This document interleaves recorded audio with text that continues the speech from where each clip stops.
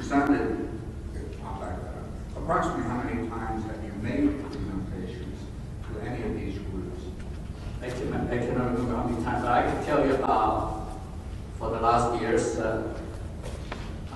2016, 2015, 2014, I began to make a lot of presentation in the area with the upcoming challenge in the court. I can see that the name is called the management of uncertainty,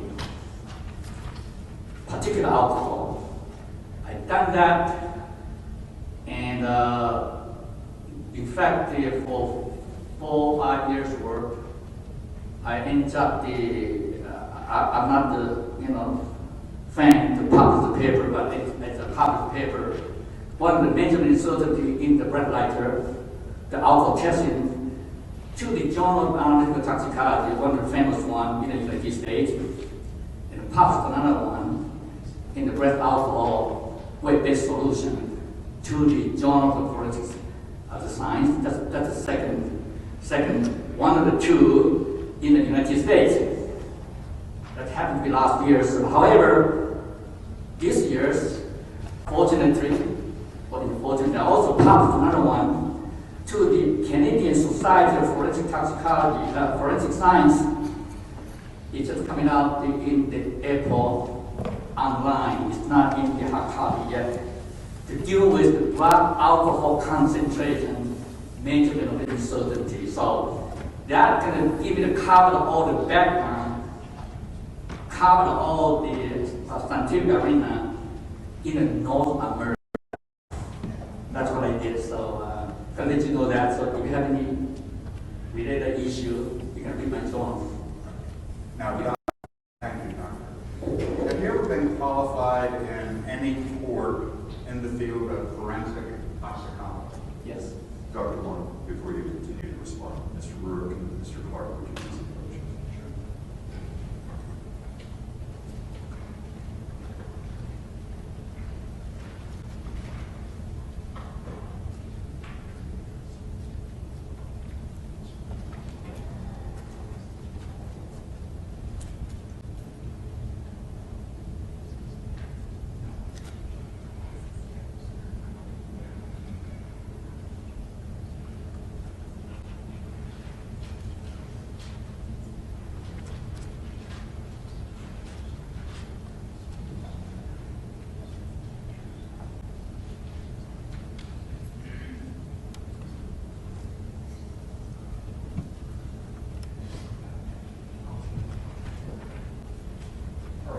So, in order to move things along just a little bit, the court, based on stipulation by the parties, is going to designate Dr. Wong as an expert witness in the field of forensic toxicology.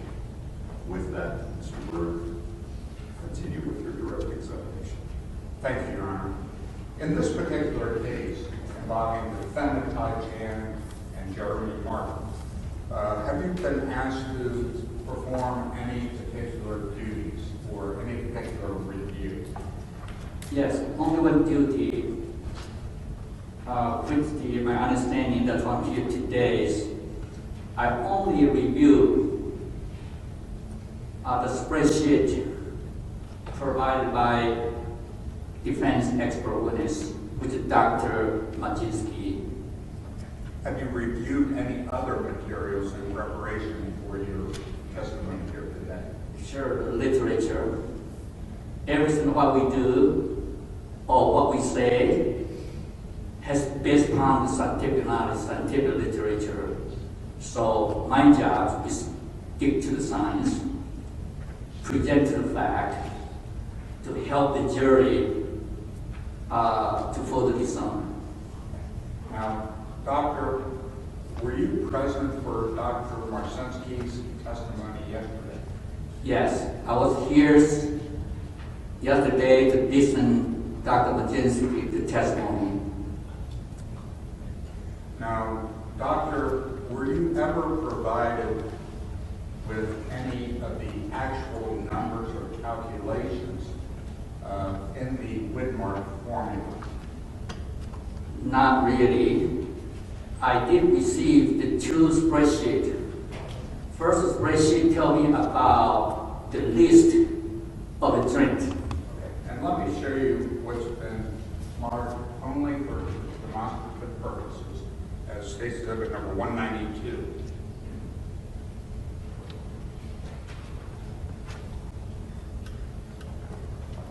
Zoom in a little bit. And we'll slide it down if necessary. Do you recognize what that is? Yes, that's the second spreadsheet I received to tell me based on all of the drink receipt, it ends up that spreadsheet. That's the results. So I received the one spreadsheet from beginning to tell you about the drink receipt, and this is the final results. Now, do you have any disagreement with the information contained in what has been marked as State Exhibit 192 for identification only? Yes, after I reconstructed last night, very briefly come to my, based on my education, my experience, and work experience, I pretty much on Dr. Baczynski's basic formula took that as consideration. However, the number to put in there, I may not agree with some. Well, let's move on. Maybe we can explain it better by going to demonstrative exhibit number 193, a copy of which has been provided to the defense, and it's a two-page demonstrative. Let me show you this demonstrative exhibit and ask you, I'm going to leave you just a bit. You said you had to reconstruct essentially the Widmark formula to which Dr. Marcinski testified yesterday. Is that correct? That's correct. In order to be further to comment, I need to know what it is. It is computer programming, whether who created the programming, what is calculation formula behind that. I just took my own wisdom to take it apart, and that's how I come up with it, and the numbers match. Okay. Now, very briefly, I mean, body weight, is that in kilograms? According to Dr. Baczynski's calculation formula, that's what they use. Now, there's a highlighted in red is a 0.75. What does that number refer to? That number is referred to the formula they use. That's one of the fractions. The body, the broad water, the fraction. That's part of the formula that they use. Can you explain what you just said in more detail as far as water? What does that mean? In the blood sample, if you take the whole blood, there's numerous components. Majority is water. However, there's red blood cell, white blood cell, protein, the clotting factor. So what they're doing is a fraction of water compared with the whole blood, the volume. Now, also in red is highlighted the number 15. Now, this is based upon your recreation of a formula that was consistent with Dr. Marcinski. Is that correct? That's correct. Do you agree with the number 15? I did not agree with the number 15, but I'm showing you here in red, that's what the formula I personally believe they use. They use the proximity 15. What does 15 represent? 15, my understanding is they're talking about the alcohol elimination rate from the individual. What that means is that if you have the blood alcohol concentration in the circulatory system, alcohol isn't going to stay there forever. They're going to eliminate over time. So then we're talking about how fast the alcohol is going to alter the body. And that's what the 15 is representing, what it that mean. So what does the 15 mean? Although they don't have the unit there, so that's the beauty of the computer formula behind it. They were assuming everybody understood that. So my way of the reconstruction, 15 is really meaning 15 milligram per 100 milliliter per hour. That is what it means. So in other words, alcohol, you can get rid of your body system. Every hour, they're going to eliminate 15 milligram per 100 milliliter. That's what is a 15 mean. But, and we're going to move on, but you disagree with the number 15, is that correct? I disagree with the number 15. In this case, now, this is the rest of the Widmark formula that you use, but there's one more portion that is highlighted, and that is number 14. You see that? 84. I'm sorry. I see it. Your eyes are better than mine. Well, I'm in front of the computer. So. Okay. Now, what does 84 represent? 84 is 84 kilograms, the body weight. Can you translate that into pounds? Pound is 185 pounds. Because if you use 185 pounds divided by 2.205, you're going to end up kilograms. I just memorize them because they do that all the time. So, happen to be, I know that. So, now, this was in your recalculation or your calculation, this is the number arrived at by Dr. Marcet. Is that correct? right. If you remember yesterday, they talked about 0.24, and I believe it's going to be on your mind. That's how when I do the reconstruction, that's how I come up with it. Because the previous formula ends up at 0.305, but they just take into the consideration BAC reduction from food consumption. So subtract that, so it ends up with 0.24. And you also disagree with the 0.24 conclusion reached by Dr. Marcet? Conclusion, I disagree. However, if you use her formula without any change, obviously ends up 0.24. If that, I agree with that. So the question is the number plugged in. I have a question about that number. Okay. According to my education, again, experience and knowledge. And you, in fact, calculated based upon, you recalculated or your disagreement. Upon what do you base your disagreement? You can put out the, Let's go to State's Exhibit for Identification Only of 194 first. What does that represent? well, that one is go back to that spreadsheet I reconstructed, and I tried to show the jurors to understand that spreadsheet. Spreadsheet going to give you the next 3 years, but 3 years in a spreadsheet saying it ends up to 40500 milligram Okay, milligrams of what? alcohol. How that derived? So I reconstructed, and that's my formula. 3 times 12 times blah blah blah equal to ends up with 40.48 gram convert to the 40500 milligram. To kind of show you how I did, so make you understand where the number coming from. Very fundamental to basic. Without this understanding, when you go further, it's going to be very difficult for me, at least for me. I'm a very analytical person.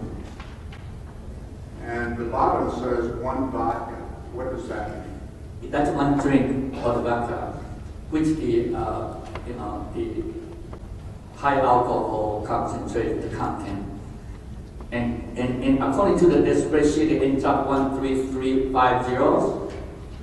And I wonder where they're coming from. And I reconstruct it. And that's how come I end up with the formula. 1 times 1.5 times blah, blah, blah, times that, it ends up with 13350. I just wanted to understand, when you look at the spreadsheet, it will tell you about drink, final results, what happened in the between. I'm the scientist. I want to know that before I can do any comment. If it ends up the number I like, then I will agree with it, fit my education, so, because I'm working for science. Now, based upon your information and knowledge, let me ask you this. Were you aware of the blood draw from Jeremy Martin and the West? That one I know because the woman might do the autopsy and they collect the specimen, the blood and the femoral, and it's sent to my laboratory. So we produce the results, reported to the owner mine. I know that. Did that have any basis at all upon the calculation you performed on using the same formula, the Widmark formula, for IgM? There's no relationship, so it's got to be independent because every individual is different. You need to treat separately and independently, whether you use formula or not. Fortunately, the decedent's BAC is major BAC, has been determined by the scientific technique. Now, you would agree that the Widmark formula for calculating, going back and calculating, both from Dr. Marcinski and from you, is the best estimate that you can come up with. Is that correct? It's not perfect. If you ask me to do it, in this case, I will not do it. Because I'm very analytical, I'm very precise person. If you're thinking it back, which I want to listen to the juror's question as well. So if you share a drink, you're going to wonder if the drink is split in half and half. How do you know that? Even you split the half and half, the other half is the individual really consumed completely or something left over. Think about that. Or if any drink you have, what is the size of the container? We know we have standard size. Here, the mark is 12 ounces. If you're talking wine, pretty much about the 4 ounces.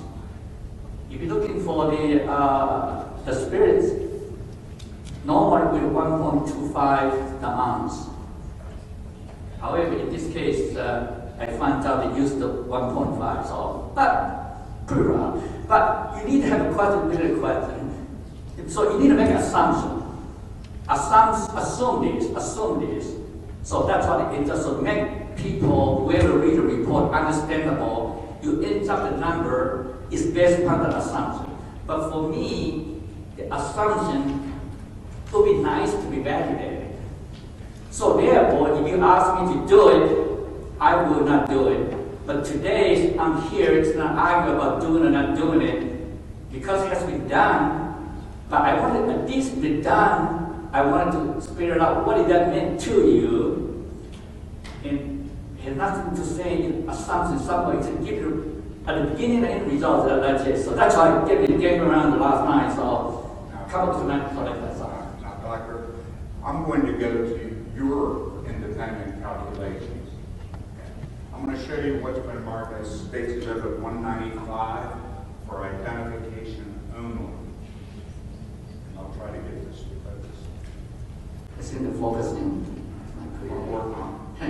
There we go. Thank you. Like I said, it's 195 for Now, is this your independent calculation? Yes. The highlighted, you look at the zero, the highlighted is a number, is my number, and that number is different, the red number from previous one, but under the same calculation. So you can compare apple to apple. And this is also using either the Widmark formula or the modified Widmark formula. And I personally believe it is the modified formula. Widmark formula is not like that.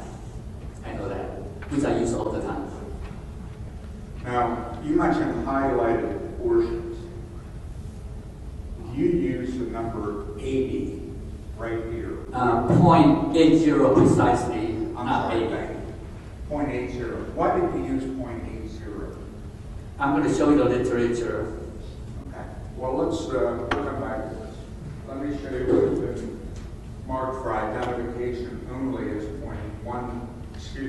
states good of 196.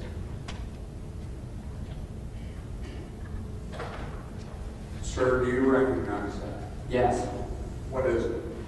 This is the page 555 of the one of the article, and I remember this because I studied for it. It's called Watson formula. They published this one in 1981. And this is just one page, and they mentioned about, I'm talking about 0.80. So if you look at the, you make a conclusion. Your Honor, maybe just real quick regarding the publication of this to the jury. It hadn't been moved as an exhibit. It's certainly been identified for our identification purposes only, but Judge Favor's Go ahead and application. approach the bench.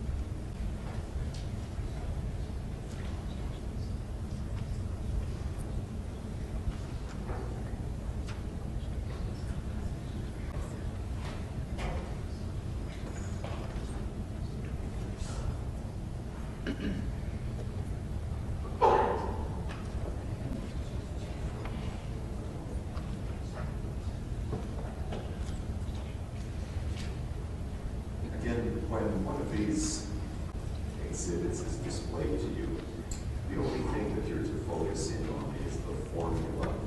Don't be reading the rest of the page because that's out of context by itself. We're trying to have a discussion related to the formula so that we don't have to spend the time getting out writing in on these, so it's a little bit easier for the jury to look at.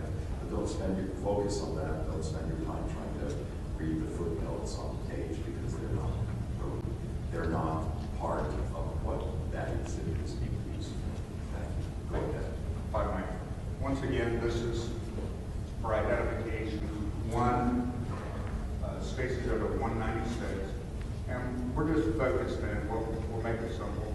Number one, is this an article that is relied upon frequently in the field of forensic toxicology as it pertains to the Widmark or Watson formula? That's correct. Okay. Be careful where you lay your pen. The way everybody has been doing it, that's what they want the jury to focus in on. It's the formula at the top. Isn't that correct? A conclusion from bottom up 9, 1, 2, 3, 4, 0.80, just right there. Right here? Yeah, and when you go down 0.804 BW, more precise. That's what I use. So according to the literature, 0.80 is more precise. That's correct. exhibit number 195 again. You also highlighted the 3-0, is that correct? That's correct. And that's based upon your calculations, is that correct? That's correct. Why did you use a 830? You're thinking about first of all, 30 or 15 day use, that's called the alcohol elimination rate. If you check the general population, let's go back to literature. That's why literature has more to say. I give you the 3 references, although you don't see there, but I'm going to show you the final one. One being published in the 1996 by Jones. You know, Jones, one of the very famous one. He published the 350 paper just for the alcohol by itself. Look that they surveyed 1,009 individuals and they calculated average elimination rate for the driver is 19. Now we're talking about 15 and 30. To give you 19, keep in mind, regular driver. Second paper published in 2000 by the Ganert, Ganert. Again, it's small number, the individual 10.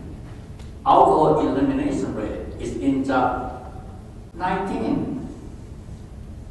The third is actually the most recent one. It's published in 2004 to the Canadian Society Forensic Science Journal by the Cowan, C-O-W-A-N. Currently, he is the director in the text to DPS. He come up with 19. So can you see that? That's the most recent publication. So if somebody tell me about 15 publications say 19, 19 is better than 15. Now, why I use the 30? Can you give me one of the 19 one of the free article? Okay, but again, this isn't a recitation from a document. This is the testimony of the witness. So Yeah. be careful with what you're doing. I will. I'm just And wondering, Dr. Wong, let me encourage you, because we're dealing with an issue that is complicated to the layperson.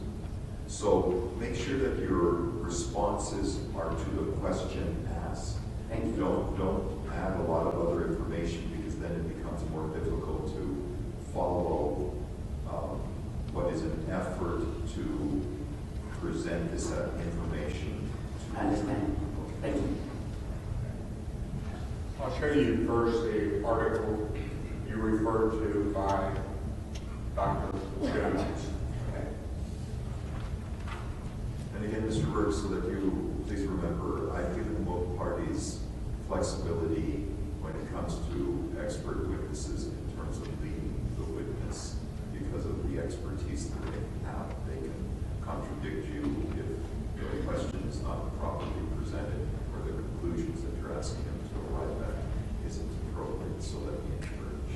I will move through the testimony. This is the article to which you referred earlier about Dr. Jones. Is that by Dr. Jones? That's correct. Okay. Very quickly, why did you use this particular journal or article to arrive at the point you said? Please pay attention to the abstracts from the bottom up line 1, 2, 3, 4. That's 36 milligram per dl per hour. 36 from bottom up 1, 2, 3, 36. Yeah, just right there. Yeah. 36. Okay. So what that means is, if a heavy drinker, this heavy drinker has tolerance. We have heard that. Tolerance body can get better, they can eliminate alcohol quicker. So instead of the 19, instead of 15, can go up to the 36. They can eliminate up to 36. That's paper tell you that. So what I use, I take a little bit more conservative. Instead of using 36, I use 30. That's what I use. Okay. Why did you classify, or why did you arrive at the determination of a heavy drinker? Heavy drinker, if you drink over time, in this particular case, the way of listening, they drink from a spreadsheet I know, they drink begin the early evening, and then they up in the midnight. I consider that from one bar to the other bar, let me believe the individual is a little heavy drinker. So I need to take that into consideration. Naive drinker, regular drinker, and heavy drinker, they have different categories. So what I try to do to end up the final calculation is more precise and present it to the juror for your concern. So that is my, I want to speak the science. Whatever science tell me, I transfer information to you. Does that answer your question? Yes, sir. Thank you. Now, the number 86. Again, it's not focusing on my. Okay, that's good. Okay. Try not to be speaking at the same time, and Mr. Berg, talk up because you're being hard to hear as you bend over towards the device, and make sure that then Dr. Hwang is able to hear you and he doesn't have to respond to you. Thank you. You've highlighted this number 86 in your calculation. Why did you do that? Because the 86, that's a kilogram, provided. In fact, I have no knowledge about at the time incident, how many pounds I just provided. So that's why I used 80, instead of 82 or 84. And would you translate the 86 into pounds? If you multiply that 2.205, I can calculate for you, so it ends up the number. So let me see, I can do that. So 86 times 2.205. Just go ahead and do the calculation. And that's about 2 minutes. Let's see.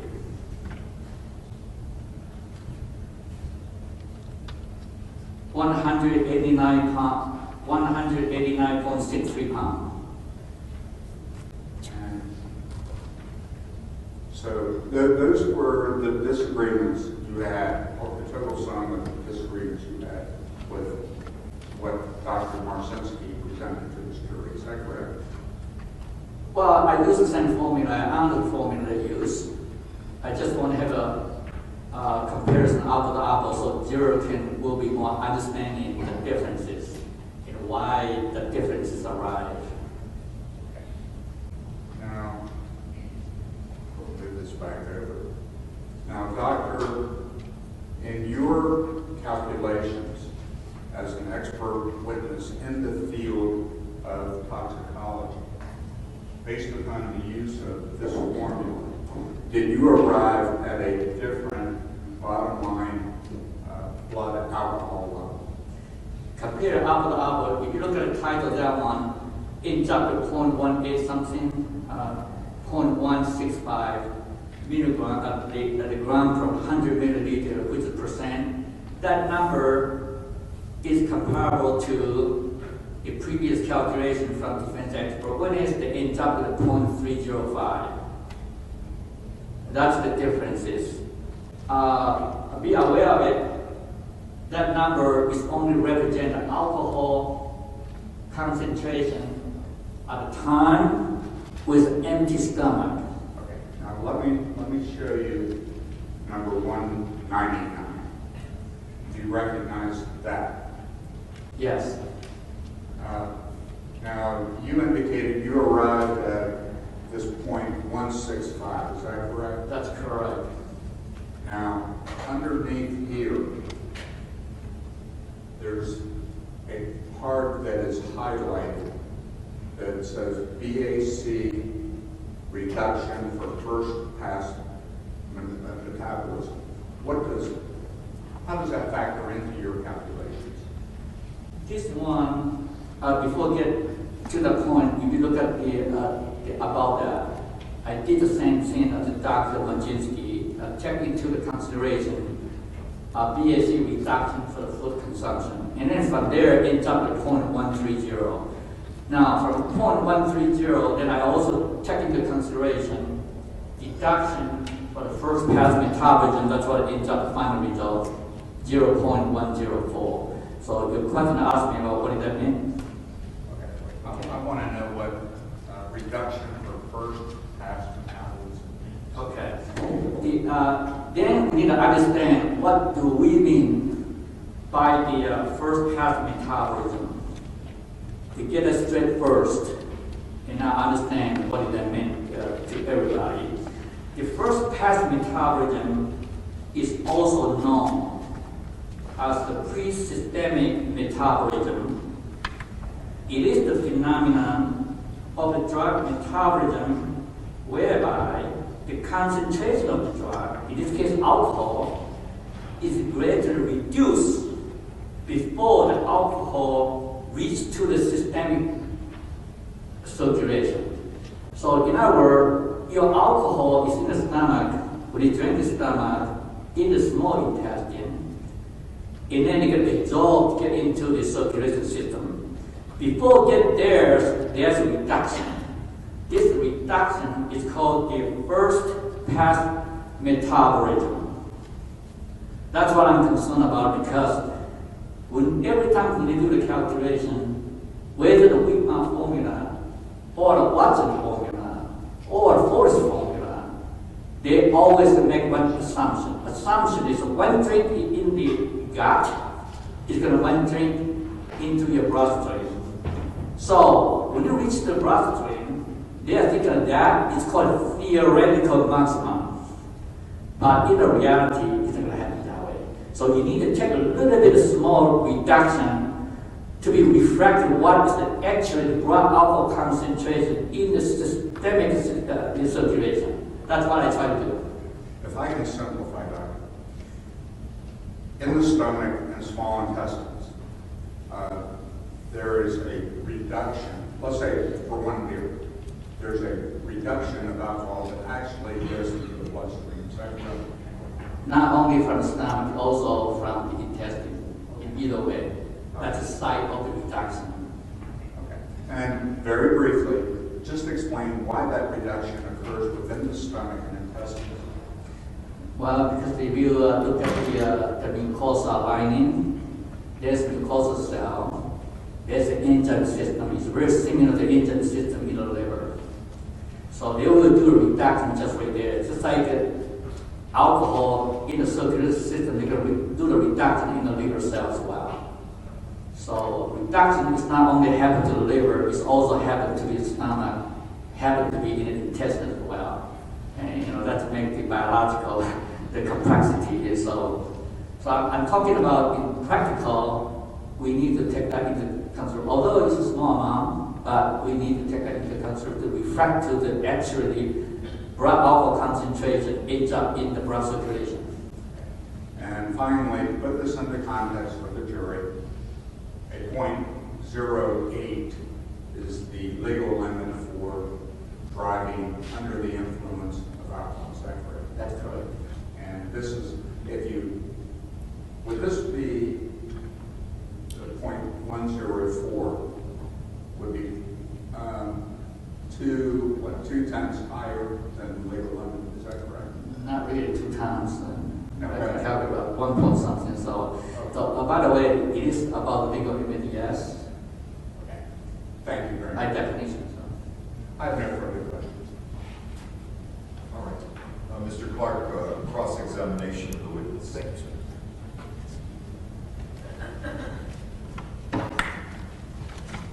All right, good morning. So I'm going to show you the safety diagram. This is, say, you recognize this for Austin purposes. You recognize this. Right, I did. Okay. And now, Mr. Clark, just a little bit of So you showed this document a moment ago, and this is, you prepared this for demonstrative purposes, correct? This is my reconstruction. I still don't know what is actual computer programming behind that. But yes, that's mine. No, I'm going to try to simplify this. So Okay. just answer my question. I'm not going to try to mislead you. I'm just going to ask you to answer my questions, okay? These calculations that you've made here are a recreation of Dr. Marchinsky's work, correct? Yes. Okay. And you'll agree with me that the 0.75 in this formula, that's the distribution ratio, correct? According to the Dr. Marchinsky's. And that's where you placed your distribution ratio in your formula that we'll look at in a moment, correct? He used the 0.75, and I used the 0.80. But I'm just asking you to name this number. It's the distribution ratio, correct? That's what he said. I used a different terminology. Doctor, I'm asking you, in the formula, is that number, that placement of the number, whether it's 0.75 or 0.80, that is the distribution ratio, correct? Yes. Okay. And then the 15, I'm pointing to right there, that is where you would place in this formula the absorption rate, correct? No, not absorption rate. It's alcohol elimination rate. I apologize, it's the elimination rate. Yes, based on my reconstruction. Okay. They didn't mention about this during the trial. Okay, and then the 84 is the body weight of the individual, correct? In kilogram, yes. Kilograms, 84 kilograms, and then you've converted pounds to kilograms, correct? That's correct. Okay. Now, you undertook, based on what you heard from Dr. Marchinsky, using the numbers that she provided, right, to recreate her calculations, correct? That's correct. Okay. And if you recall Dr. Marchinsky testifying that she believed that Mr. Chan's blood alcohol was 0.24, right? That's what I heard yesterday, yes, precisely. And recreating, using Dr. Marchinsky's numbers, and putting those numbers in your formula that you've done, you came up with, using Dr. Marchinsky's numbers, 0.24, correct? Right, based upon her testimony and the spreadsheet, it ends up 0.24. Okay. Yes. So what I'm asking you, we're just talking about Dr. Marchinsky here. You were able to recreate Dr. Marchinsky's calculations using the numbers that she put into her formula, correct? That's correct. Okay.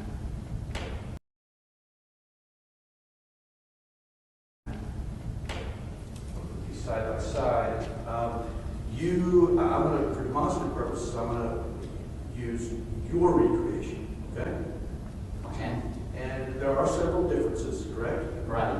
It's not in the formulation, but it is in the numerical values that are plugged into the formula, correct? That's correct. You don't use a different formula to arrive at your ultimate conclusion. You just use different valuations that are placed in the formula, correct?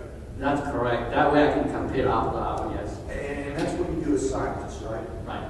Okay. And your calculations are the same, but the outcomes are different because you use different numerical values at different places in the formula. Yes. Okay. Now, we've already established that you used a higher distribution ratio, correct? Yes. Okay. And Dr. Marchinsky used 0.75. You used 0.80. That's correct. And that's based on your, the difference in distribution rate is based on your assessment of the literature. You believe that 0.80 is more correct, where Dr. Marchinsky yesterday said that 0.75 was the appropriate value, right? Yes. Okay. And you'll agree that that is, you don't have any problem with Dr. Marchinsky's credentials, correct? No, I don't have a problem with what she's doing. Okay. And you'll agree that in the scientific community, perhaps there can be disagreement about scientific principles or what numbers to apply to the scientific principles. Sure, they always said finite, yes. Smart people can disagree, right? Regular people can disagree as well. I'm not a smart person. No, I'm a regular guy. All right. So the other place that there's a significant, well, there's a difference is on the body weight. Dr. Marchinsky calculated at 84 kilograms, correct? If I remember, yes. Okay. Well, I don't want to. Yes, Okay. precisely. And you used the calculation at 86 kilograms, right? That's correct. All right. Now, the most significant difference, I think you'll agree with me, between your formulation and Dr. Marchinsky's formulation is the elimination rate. You used an elimination rate of 30, right? Right, And Dr. Marchinsky used an elimination rate of 15, correct? right. Okay. Now, I think you said, and I don't want there to be any misunderstanding, but I think you said that Dr. Marchinsky, you believe her elimination rate of 15 was lower than the accepted literature and the accepted elimination rate for an average individual, correct? Yes, today is 19. The most recent literature indicate 19. But you can use the 15, you can use any number. To me, if a regular person, I rather use the 19 All right. instead of 15. So let me just quantify what you said. The difference between an elimination rate of 15 and an elimination rate of 19 is can be considered a disagreement among learned people, correct? It depends on which literature go to. Okay. But I'm just use most recently, publication. Will you have the number change from time to time? I mean, two different from one, three different from two. So, it will be nice to have a more recent publication to reflect to the current population to do. That's what I believe the 19 is more appropriate than 15, but I didn't say 15 is wrong. Okay, well that's what I'm asking, Doctor. Yeah. That you based on your interpretation of the literature, an elimination rate of the number 19, you think that's more appropriate, but you wouldn't say that Dr. Marchinsky's elimination rate of 15 is inappropriate. Oh, no. She's entitled to use the 15, so because... Very good. Now, a moment ago, let me put yours back up. And so just having said that Dr. Marchinsky would have been entitled to use that elimination rate at 15, you, in your formulation, in your ultimate opinion, you used an elimination rate of 30, correct? That's correct. And you used elimination rate of 30, and you gave your reasons for it, right?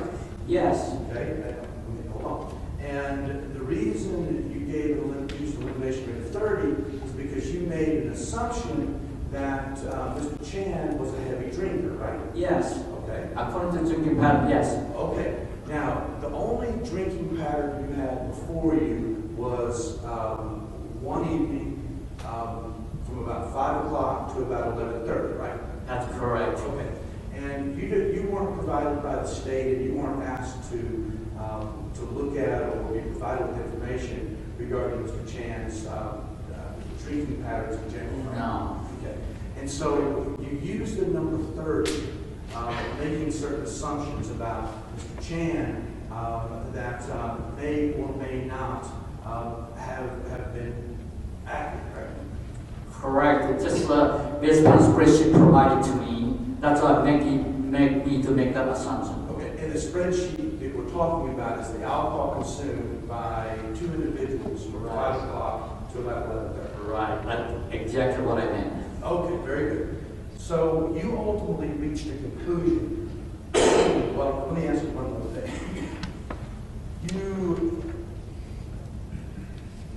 You reached a calculation with the numbers that you have plugged into your formula, which is the same formula as Dr. Marchinsky. You came to an alcohol concentration of 0.13, correct? That's correct. Okay. And then you went a further step that Dr. Marchinsky did not, correct? That's correct. Okay. okay? And you described it as a little number, but you plugged into this formula, the formulation, a further 20% reduction in BAC for what you described as first pass metabolism, right? That's correct. Okay. Now, this first pass, this idea of first pass metabolism and a reduction of your BAC by 20%, is that a standard calculation that you use when you calculate BAC in your work? I do that according to the literature. Literature indicates 26% reduction, and I'm a very conservative person. I don't reach that, so I took the approximately 20%. That's what I use. Do you apply the reduction in every calculation for BAC that you do? No, not that necessary. Okay. And if why would you treat the calculation differently in this case if you don't treat the calculation, if you don't apply a reduction in every case? If you look at the literature, the calculation is more appropriate to the men, but not to the women. So that's what the literature say. Could be genetic factor, and for the man, when it's heavy drinker, it's 26% reduction, and if they're not alcoholic, maybe it will be another reduction. So I just took with their experimental data and make it reasonable. Instead of 26%, I use 20. That's what it's up with. But the women, according to the literature, it still have a first pass metabolism, but very, very minimum. So I would not do any calculation to apply to the women. Let me ask you a further question. You said, I believe you said, and I want to make sure I'm not confused, that there are a variety of factors that would go into this number, this reduction. You put it at 20%, but it could be higher, it could be lower. Yeah. And again, You're right. I believe you said that this is, I don't want the words in your mouth. This was, how in your, according, based on the literature, with no information about the drinking habits of Mr. Che, right? Other than this snapshot of money, that's what you're talking about, right? Yeah. What is your opinion of the range of this first pass metabolism reduction for individuals based on scientific data? What is the range? You said alcoholic at 26, but what is the lower range? I don't quite calculate what it's saying. Well, If a woman is different from a man, No, we're just talking about men. oh, okay, There's it's no- man, there's no- man can divide it by the, if the man is the heavy drinker or if the man is a naive drinker, the number is always going to be different. So you need to be very precise. So in this particular case, we're assuming, according to the spreadsheet, I make assumption the defendant is a man, Right. and then the defendant is the drinker. So when I look at the cap, and then ends up 26%, but if you look at a non-alcohol drinker percentage, even higher, according to the literature. So Let me ask you, because I don't think I got that. When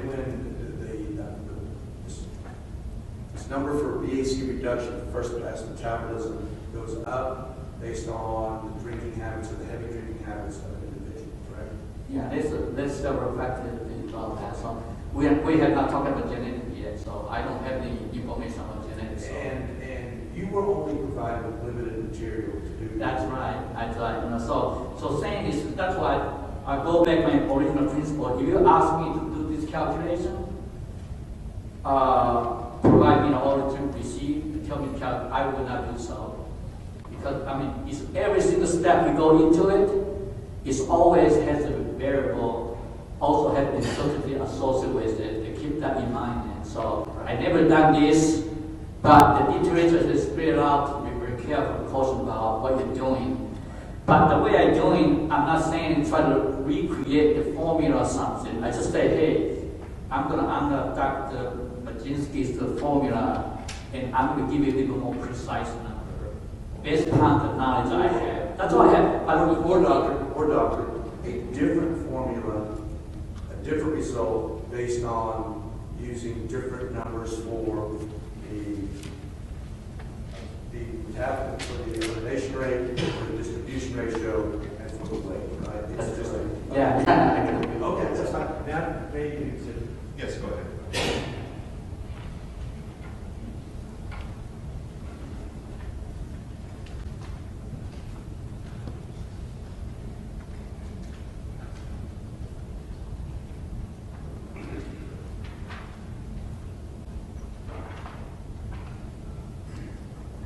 Is it the standard?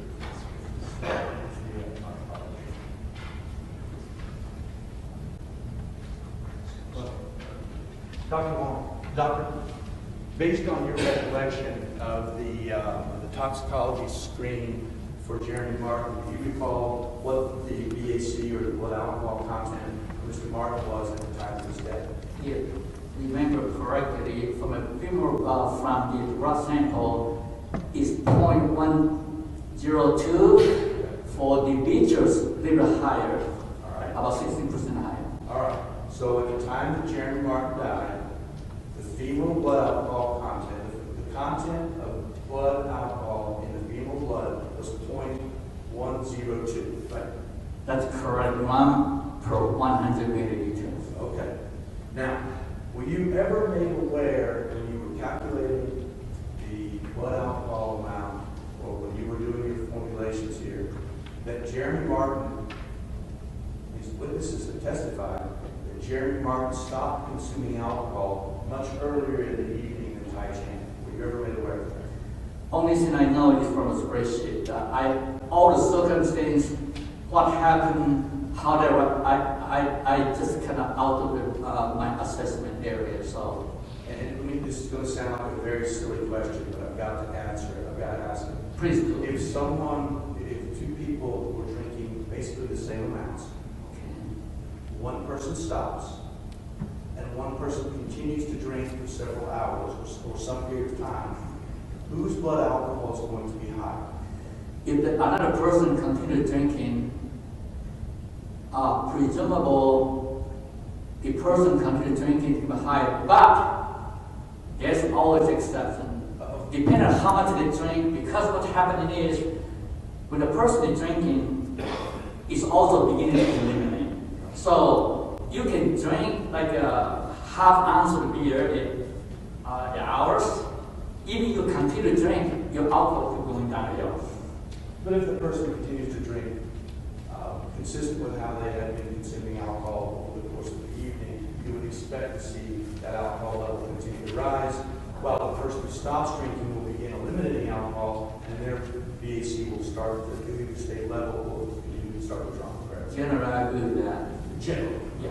All right. Doctor, do you have any experience with stimulants such as caffeine or energy drinks? That's about the effect of drugs. Yes, you can ask me the question as well. Although I did not do the research, just like the Dr. Testifies, any drinks and so on. Go ahead, ask me the Well, question. I'm just going to. Yes. You're not being called to conflict any of the testimony of Dr. Marchinsky regarding the energy drinks and the consumption of energy drinks that she testified to yesterday, right? Not to my knowledge. Okay. Very, very good. Thank you, sir. I appreciate your time. Sure. All right, thank you, Mr. Clark. Mr. Rook, is there any redirect examination? Yes, Your Honor, I believe it will be brief. Now, Doctor, you were asked about the plug-in figure, and I'm making reference to 193. The plug-in figure of 15, correct? Oh. Now, you testified she was entitled to use that. What did you mean by that? Can you rephrase the question? Okay. I believe you were asked about the use of the number 15. And you said Dr. Marchinsky was either entitled to use it or something of that nature. You recall that? Yes, And why did you say that? you can use any number. I'm very liberal. Whether the end results is correct or not correct, that's a different story. You can say whatever you want to say, you can do whatever you do. That's exactly what I meant. But the end results, I may not agree with it. So, correct me if I'm wrong. What you were saying is that 15 may not be correct, but she could plug it in. Is that correct? 15, in some point, I noticed one of the paper they published, they not really use the 15, they use the 16. So I was thinking about 15 is very close to the 16. I'm not a Dr. Majinsky, but they use that point 15. To me, it's only little differences. But I'm concerned about the current literature, updated literature. 19 is more appropriate. That's what I just suggest to use it. Okay. But again, 19 would be more appropriate for a normal person. that's right. Okay. Now, you're an expert witness in the field of forensic toxicology. Now, you have heard the testimony of Dr. Marcinski, and you've also reviewed some additional materials. First off, just to clarify, the initial formula that you were shown, those numbers weren't even supplied by Dr. Marcinski, is that right? No, the only thing, no. You were never provided with the actual numbers by Dr. Marcinski. Right? No. So you were forced to recreate all of this on your own. It's kind of leading, that kind of mischaracterizes. Well, I'm overruling the objection. The witness can respond. Is that correct? Yes, I cannot do any further without understanding the spreadsheet provided to me. Now, you indicated that if you had been called upon initially, that you never would have used the Widmark formula to try to recreate a blood alcohol content. Is that correct? No, I didn't say that. I'm saying is the scenario like this thing. Even I applied the Widmark formula is a very famous one since 1931, 85 years old. Okay, every literature indicates that. But formula is good. But to exercise the formula to provide reliable result, that is my concern. In this particular case, if you don't know how much to drink, the history, not very precisely, I will not plug into the number and end up a result like that. Formula is a formula. With my formula, it's beautiful. There's certain assumption, so I don't hesitate to use it, but I will not use it in this particular case. And, Doctor, the only reason you created created your own calculations based upon the Widmark formula is so there could be a comparison between your numbers and Dr. Marcinski's. Is that correct? That's right. I wanted to provide the more information to juror to consider. That's why I was forced to recreate myself based on my knowledge. It's not an easy way to do. Now, Doctor, as an expert in forensic toxicology, you made a determination that the defendant, Tai Chan, was a heavy drinker. Is that correct? It's heavy drinker, yes. And once again, what was that based upon? It's based on the drinking history that particular line. Yes, put a comment on, yeah, that is not a case. And I reserve to have the recalculation to provide that to the jury. Now, your bottom line compared to Dr. Marcinski's, well, let's first deal with the first pass reduction, for want of a better. Is that something that would be regularly applied in a calculation of this? Not really. It is case dependent. Like I say, women is different from men. It doesn't apply to everybody. But if you don't apply or you do apply, you can make assumption. That's the key. So the juror will understand that number calculation included or not included. That's my whole key point. I know Dr. Majinsky didn't include that, but he didn't make any assumption. Now, Doctor, the bottom line of your calculation is a 0.104. Is that correct? That's the information in job wasted based on the information I received. And the additional information provided to me, I might want to re-evaluate it and recalculate it. And even taking that out, even removing that, your bottom line calculation would be what? 0.130. Now, Doctor, the defense attorney has asked you a lot of questions. Have you changed your mind about any of the calculations that you performed to arrive at your own conclusion?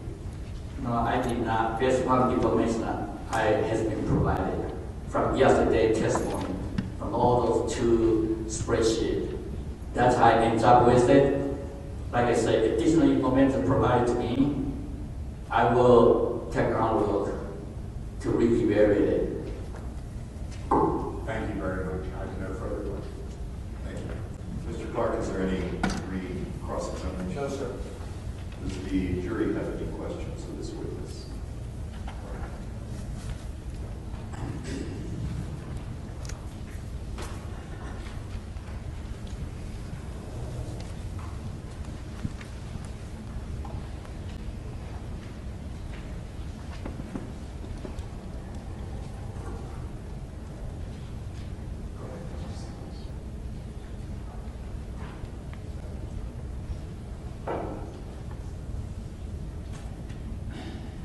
Any other questions?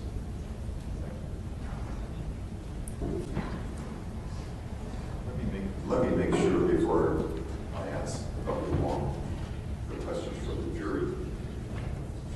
Let me just be clear, because there's questions that is perhaps easier for the court to address. Mr. Martin's blood alcohol concentration was tested irregularly based on the blood that was taken at the hospital. So that is an actual calculation. The jury can rely on that. What we're doing here related to Mr. Chan's possible blood alcohol level is a calculation, not an actual test. Please be aware that there's that distinction already. So I think that all of the questions, Dr. Wong, the jury has questions of you, but I believe that all of them actually have a similarity.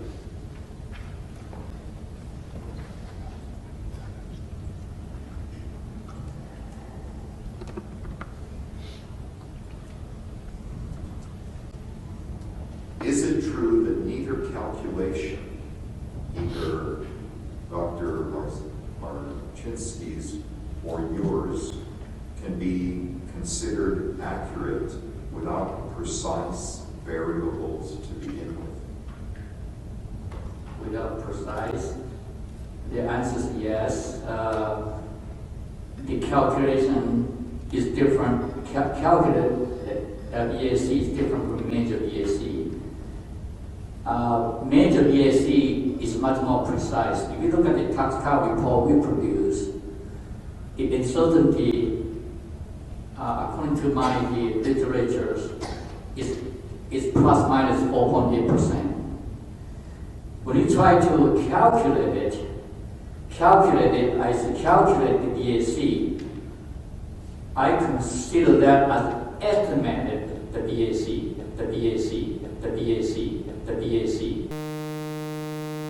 The initial assumption, the number you do, if that is been validated, then your end result is also the validated result. It's just a matter of your uncertainty, large or small.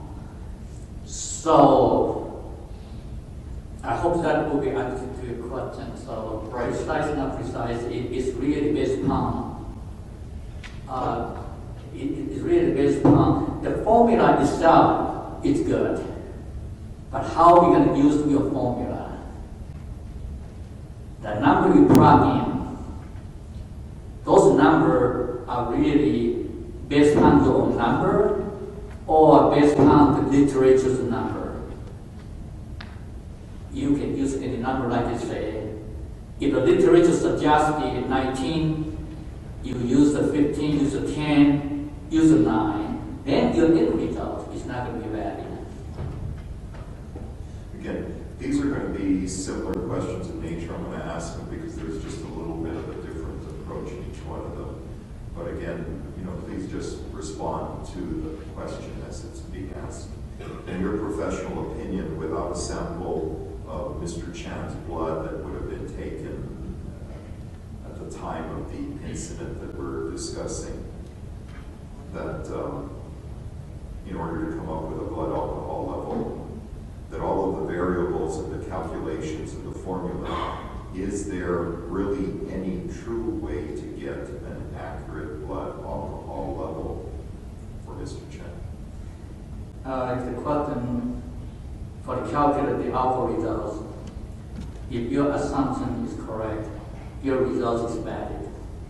If within a certain degree of uncertainty, yes. And if your assumptions are incorrect, then... That's my concern. So do you believe when alcohol content is being calculated, it is more appropriate to establish boundaries of higher or lower alcohol contents based on various assumptions? If you do, why? That's why you need to have your mean value, and you need to have a plus minus around that number. In this particular case, Dr. Majinsky ends up calculation mean is 0.24, and that range is the 0.21 up to the 0.27. My calculation, the mean is 0.104, and I can apply that 12.5% below and above. That's the number. Will we have reasonable certainty when it's going to be within that number? But the whole point is assumption, the number you plug in need to have good number. Garbage in, garbage out, quality in is going to be quality out. All right, thank you. Mr. Rurik, is there any, excuse me, yes, this is your witness. No, Your Honor. Follow-up. Mr. Clark, is there any follow-up? No, sir, Your Honor. Mr. Rurik, may this witness be excused? Yes, Your Honor. Thank Mr. you. Clark, any concern? No, Your Honor. Dr. Wong, thank you very much for your testimony today. You have no further responsibilities to the trial. You're now excused. Thank you. Thank you for patient. Thank you. We'll be in a short recess, please. All rise.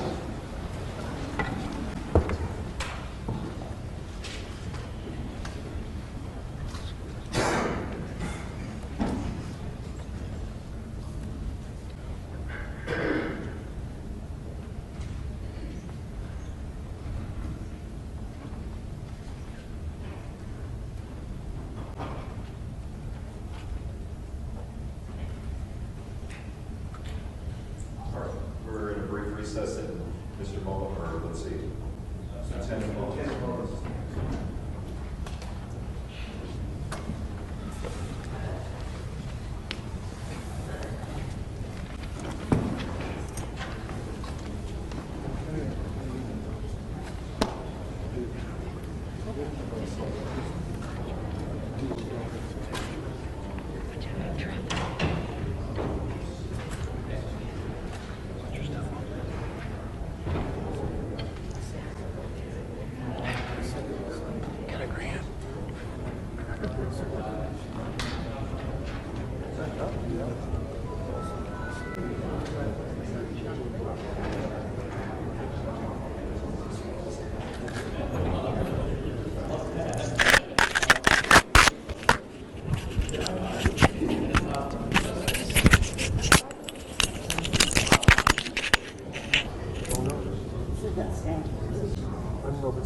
I know. I know. It would have been for sure helpful. Sure. All right.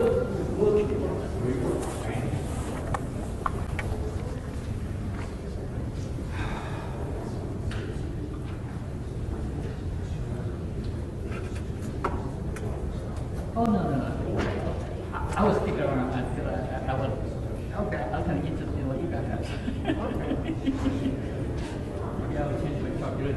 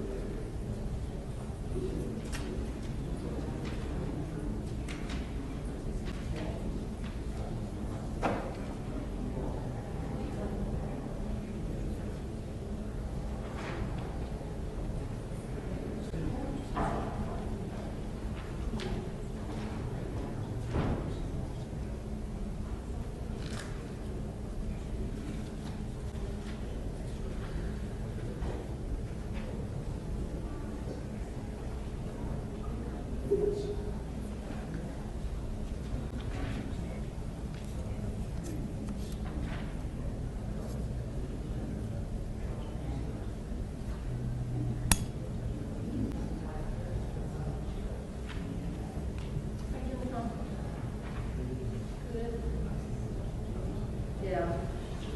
Thank goodness we did.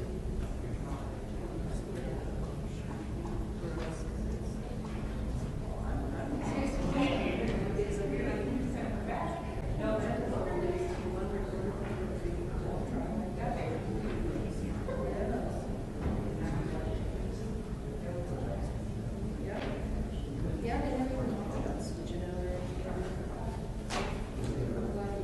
Yeah, it really does help, and it helps with the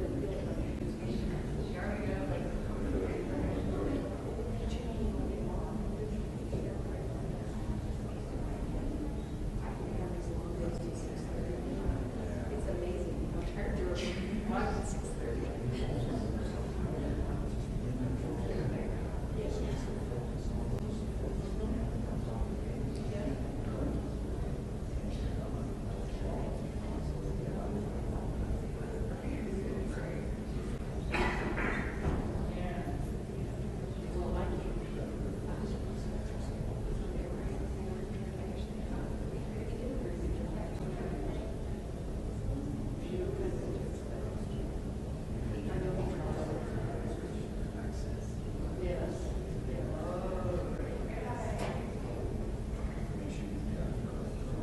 And sometimes you don't get it for 3 or 4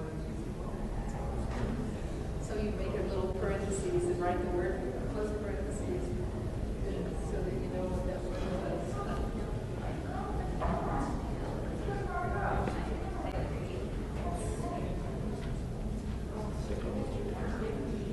Yeah. The first day I was there.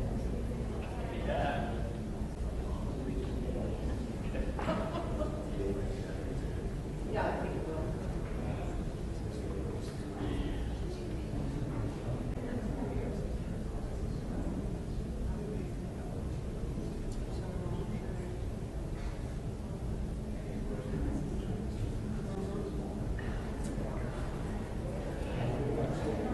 Thanks.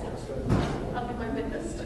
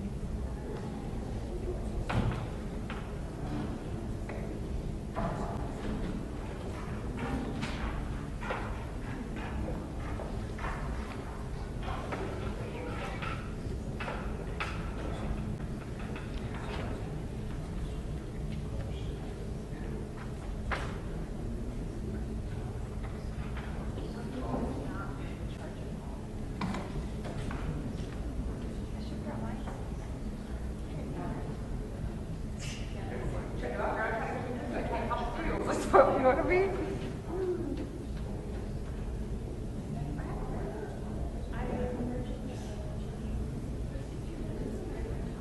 No, but no. Yeah, this is my response from, you know what, her answer was like, this is the only way I'm waiting on him for the other. And he's like, oh, I'm not. I don't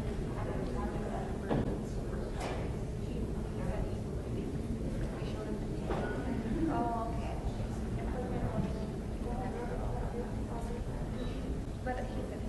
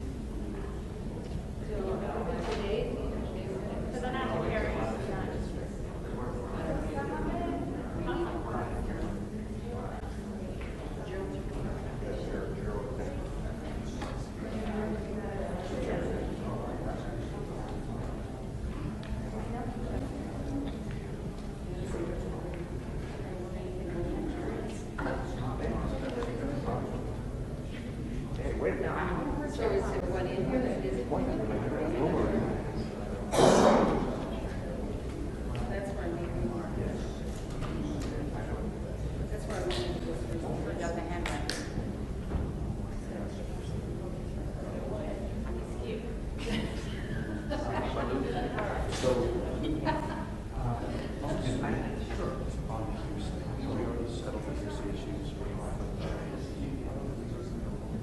Yeah, okay. We should get that settled. I want there to be no misconception.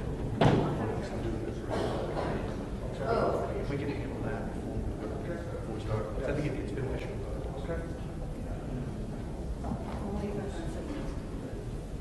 Because I've got several.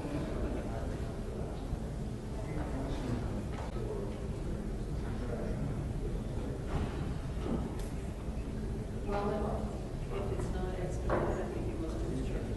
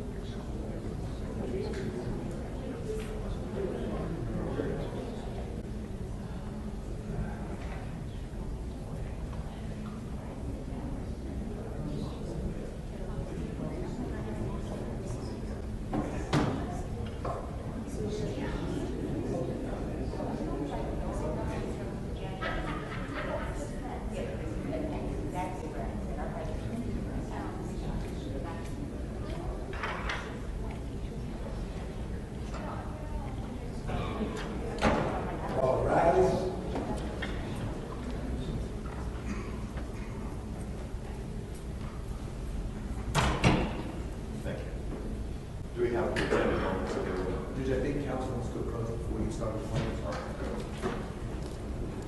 Take your seats, please.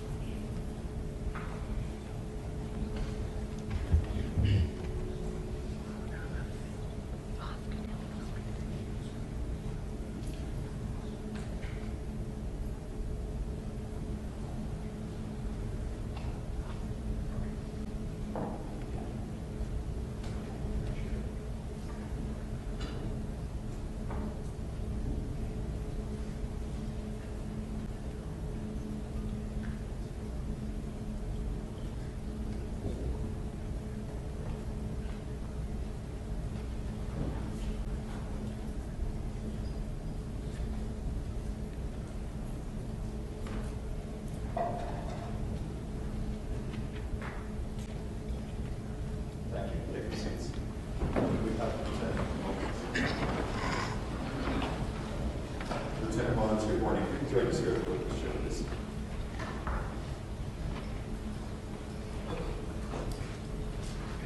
Before you take your seat, let me ask you to please raise your right hand. Do you swear to tell the truth, the whole truth, and nothing but the truth under penalty of law? I do. Thank you. Take your seat, come up to the microphone, and adjust it to whatever height you want. And again, as Mr. Clark begins to ask you questions, and I know that it's to your right, but try to answer the questions to the jury, please. Yes, sir. Why don't you begin this morning by giving us your complete name, the spelling of your last name, and your current affiliation. My name is Casey Mullins, Mullins. I'm a lieutenant with the Las Cruces Police Department Criminal Investigation Section. Thank you. Mr. Clark, please commence with your direct examination. Thank you. Good morning. Lieutenant, when did you get promoted to your current position? 2 years ago, so it'd be 2015. Explain to the jury, if you will, what the chain of command of the Las Cruces Police Department is. Okay. Chain of command depends on where you're at, civilian or commission, so we'll talk about commission. So when you have a chain of command, if anybody's been in the military too, you can relate to this. You have civilian, officer level, supervisor. The first level is going to be a sergeant, then lieutenant, a commander or a captain, and so on up into the chief. Right. And you have been within that chain of command for some time, correct? Yes, Were you once a sergeant I was. before your current promotion to lieutenant? Yes. Now, in the chain of command, and I'm not talking about this case in particular, but overall chain of command, requests are made by, say, a patrolman or a detective, and that's made through the chain of command, right? There's commanding officers along the way. Yes. Okay? So if someone down the chain needs assistance, they need either supplies or they need guidance or they need to have a group for an assignment, that goes up the chain of command, right? It does. And in that manner, decision making is both supervised by higher authorities and decision making is from top down, right? Yes. And thereby you maintain order in your department, right? Yes. And just like the military, Marine Corps, Army, Navy, you are organized on some basic fashion similar to the Soviet Union. Yes. Now, in any homicide investigation, and I'm talking about this one, in a homicide investigation, how is the detective assigned to a case? Okay. When it comes to case assignment, we have detectives that are on an on-call rotation. So we do change the on-call. So if we're just talking in generalities, let's say I have a team of detectives that are on call, so primary and secondary. When a felony or a homicide has occurred, of course the first responding officers are going to be patrol. They'll have a supervisor come out and recognize that it is a homicide or it is a felony, and call for the on-call detective. When the on-call detective arrives on scene, or even before they do, let's say it's a homicide, so it'll be a priority case, they'll let the supervisor that's on call know that they have received a call for homicide investigation. All right. And turning your attention to the case that we're here for today, the shooting was Jared Hwang. Yes. You were sergeant at the time the shooting took place. Right? I was. Since then, as we talked about, have become lieutenant or agent. Yes. How many lieutenants are there? There's, I believe, 8 of us. All right. So, are you familiar with the details, at least on some general level, of this shooting, this investigation? Yes, I am. Tell the jury, if you will, how you became involved in this case and what actions you immediately took once you found out that a dedicated good shot. Okay. What had occurred is that my on-call detectives, Ricky Bardwell and Peter Martinez, had contacted me in the night of the homicide. At first, when I received the first call, it was a little after 1 o'clock in the morning. They had said that there was a shooting at the hotel in Kanto. One person was in critical condition and that they had one person in custody.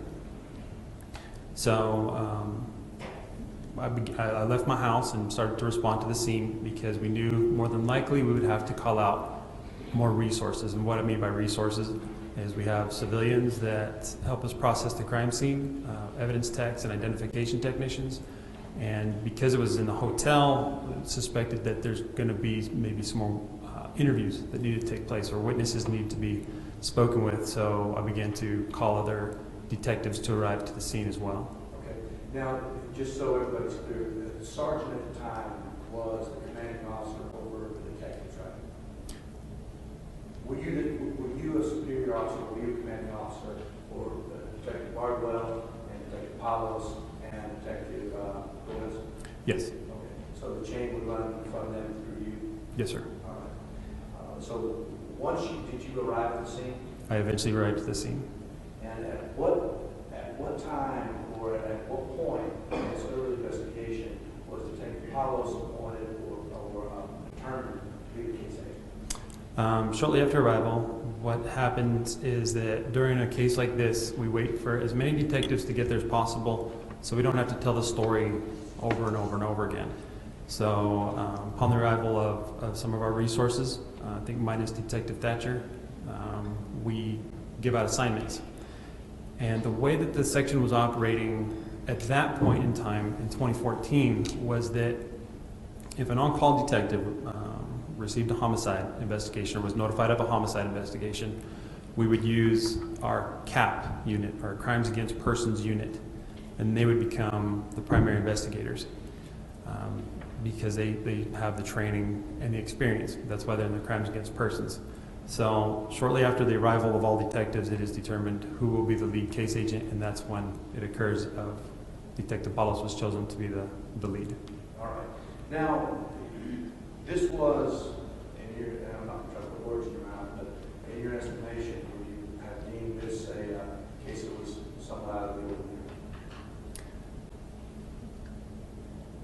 It was out of the ordinary due to the fact that they're police officers. Okay. And you also determined very early on that because of the gravity of the magnitude of potential crime scene, you were going to need lots of all hands on deck, correct? Yes. And one of the reasons you needed so many people was because there were lots and lots of civilian witnesses needed to be interviewed, right? Yes, sir. And there was at least two, maybe three parts of the crime scene that had to be secured, right? Objection, Your Honor. A lot of leading. Objection. I'll rephrase the question. Thank you. Was the crime scene large? It was a large crime scene. And how would you describe it in terms of complex? Right outside the lobby floor, that scene had an enormous amount of blood in that as well. Once the elevator had left that portion of it, it was stopped eventually on a secondary floor. Now we're on the seventh floor. So now we have to have an officer stationed at every point of access where that elevator can be opened, or people can access the stairs, since the defendant was found on top of the stairwell too. Was at any time, or did you have any role in designating Detective Frank Torres as a secondary lead investigator? As far as the role of designating, it's really up to the case agent. He did a lot of work though. All right, so that might have been a decision that was made, if you know, between the detectives? Yes, sir. Now, after the case agent is assigned, this is just in general, but on this case as well, you know, after the case agent is assigned, what role do you play in viewing evidence, collection of evidence, or supervising the collection of evidence, or supervising the workup of the case? All right. In any case where the supervisor is called out, our main role at that point in time is to assist if there's not enough detectives to help canvass or provide resources, make phone calls, keep supervisors up to date, be a liaison between the DA's office and our supervisors, whoever may be requesting the information at the point in time, and then receive updates from the case agent throughout the process, not only of this case, but other cases as well. And in this case, did you maintain, or in what manner did you maintain contact with Detective Palos regarding things that she might need or decisions that were being made regarding the investigation? If it wasn't a face-to-face meeting, we would make sure we called each other via cell phone. Okay. Now, within your department, you have a crime scene team. We do. Is there, did you designate at any point, or was this case at any point designated to be something other than a homicide? And let me give you an example. Because we had a dead officer, and an officer who shot a dead officer. Was this ever designated as an officer involved shooting? No. What happens when something is designated an officer involved shooting?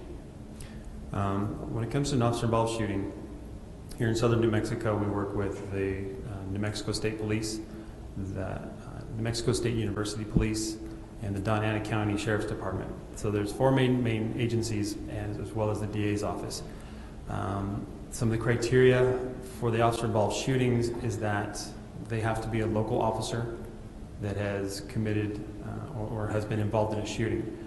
We've evolved from, it used to, we would investigate other crimes or issues that another agency, if their officer had, but we've moved away from, it used to be called Officer Involved Incident Team, but we've really just narrowed down to Officer Involved Shootings. Now, was that changed prior to 2014 or after 2014? That was well before 2014. We just weren't coming out to investigate domestics that an officer had been involved in, unless requested by an agency. The whole team didn't come together, so the way that the team works down here is the officer has to be involved in a shooting. The officer has to be local? Yes, sir. Either department? Yes. Okay. Now, have you ever worked with the New Mexico State Police Crime Lab or their crime scene team on any case? Yes. And I'm going to ask you, only answer no, but are you aware of the resources that the New Mexico State Police Crime Scene team has here in the Southern Division? I am. What resources does that crime scene team look? Are you aware of the number of crime scene teams in the New Mexico State Police in the state? Not the exact number. I know of at least two. The northern and the southern, right? Yes.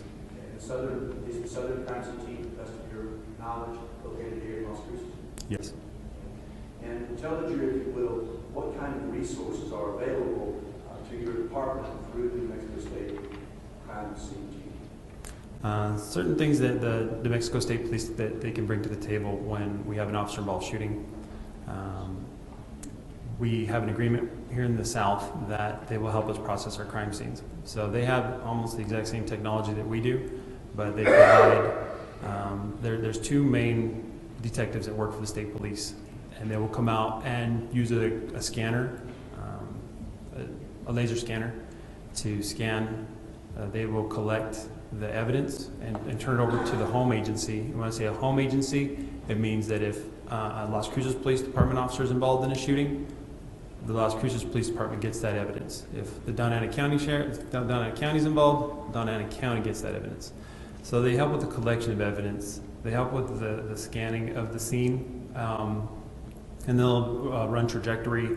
If there's trajectory, just any number of things. All right. And you said a moment ago that you have an agreement to employ or cooperate with the New Mexico State Police on your officer-involved shootings, right? Yes. All right. But you'll also agree with me that has there ever been a time that the New Mexico State Police crime scene team has been used in another kind of crime or another homicide? Not to my recollection. Okay. Now, did Detective Palos ever request of you that the New Mexico State Police crime scene team be employed or be requested in this case? In this case, no. She never requested of you. No. Are you aware, or did you ever become aware of a request from Detective Palos up through the chain of command for a request from the New Mexico State Police crime scene team? No. Okay. All right, so now, let's talk about what you know or what you were aware that was done in this case, okay? Okay. All right. Do you know or are you aware if a trajectory analysis was done in this case involving the shooting during the murder by Ty Chan? There was no trajectory analysis. Okay. When did you last review the status of the investigation in this case? I haven't, other than it coming up for trial. Okay. Were you ever made aware that a trajectory analysis of the report was produced by Frank Torres on May 5th, 2017? Yes.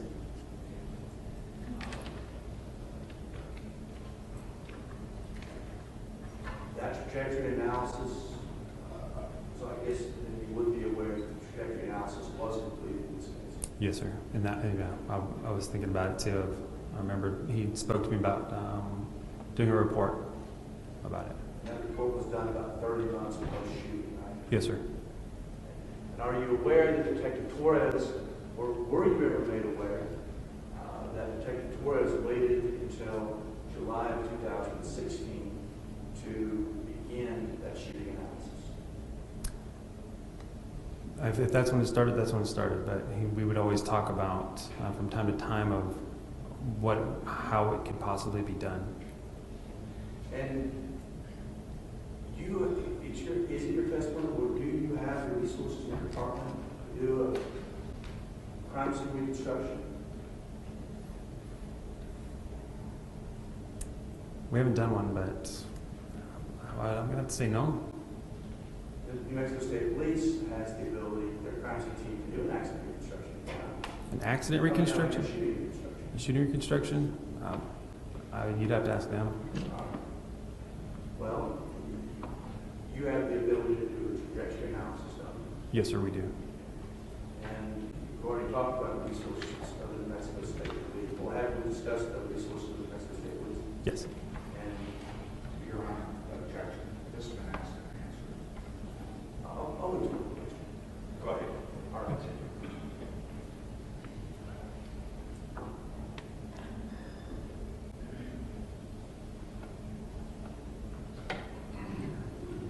I'll ask this question, Ryan. Were you ever made aware, or when did you become aware that the crime scene had been released back to the hotel? It had to have been the next day after everybody had left, after all the search warrants and evidence was collected. When were you made aware that the hotel had begun repairs on items of evidentiary value before trajectory analysis had been done? Within at least the next day after the scene had been released. And what steps, if any, did you take after you realized that the scene had been released to the hotel without an investigation having been done?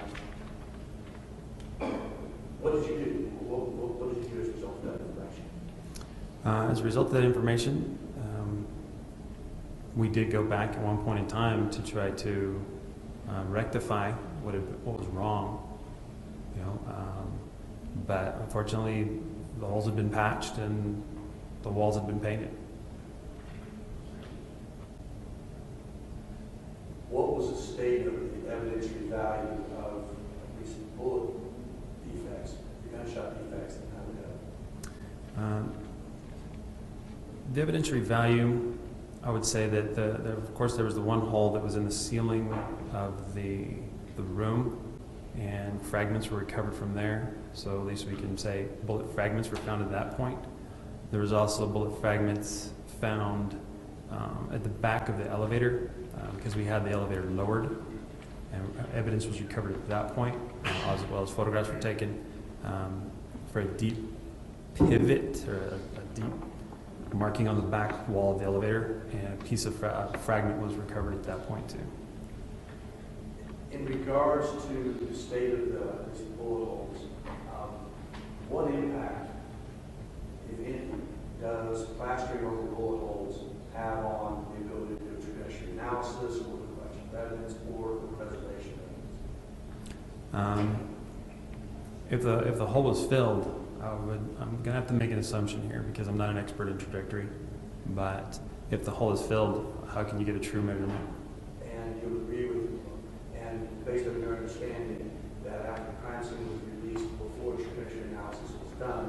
bullet holes were patched, carpet was cleaned, walls were painted, blood was removed, furniture was rearranged, correct? Yes, sir.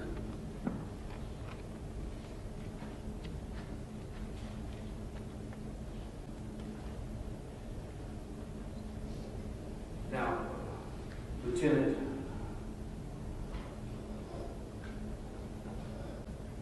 whether you're in your present capacity as a lieutenant or whether you're as a sergeant, what would you say your objective is in investigating criminal activity?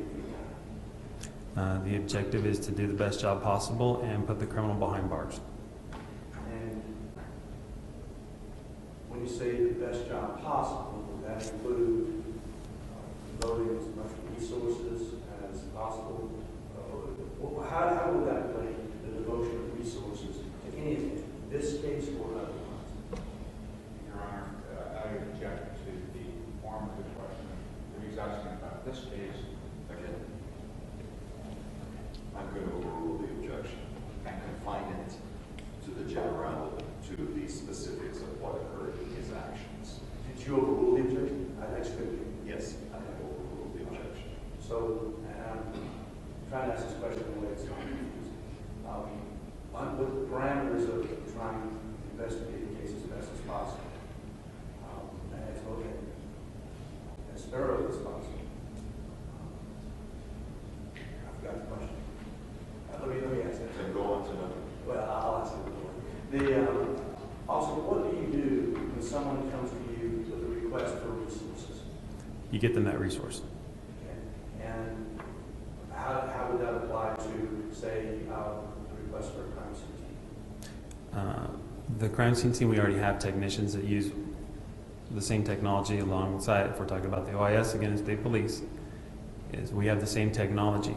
This didn't fit the criteria for the officer-involved shooting. If the request had been made for a state police investigator to help come in and do this, that request would have been made. It would have been granted. It would have been granted. I would have made a phone call. All right. Now, one of in addition to the trajectory analysis team, there's also at the Mexico State Police, they have a forensic team. I'm not sure. No, sir.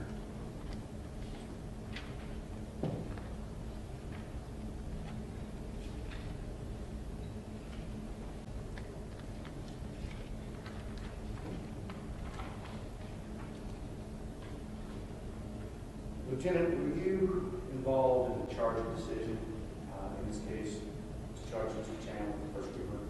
No, sir. That was somebody else. Yes, sir. Were you in any way involved in the preparation of this case prior to the grand jury? No. So, did you have any role in the grand jury?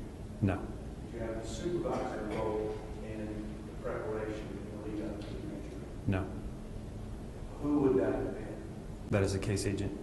And the detectives? The detectives involved, case agent, maybe who, a supporting case agent?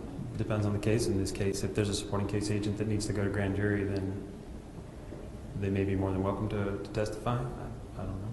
When were you first made aware that Mr. Chan, there was a recording of Mr. Chan of what we know as the cost problem? I knew that there was a recording happening during the time of his detainment.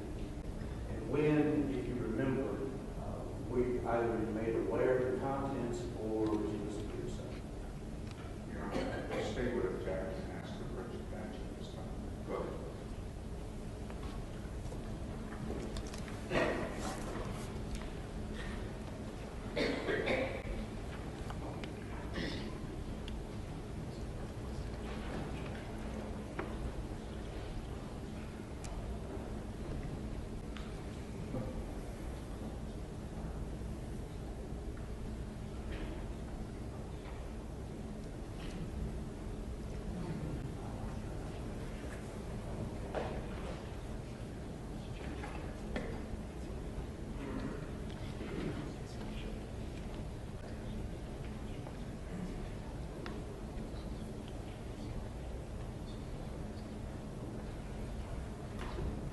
Go ahead and proceed, Mr. Corning.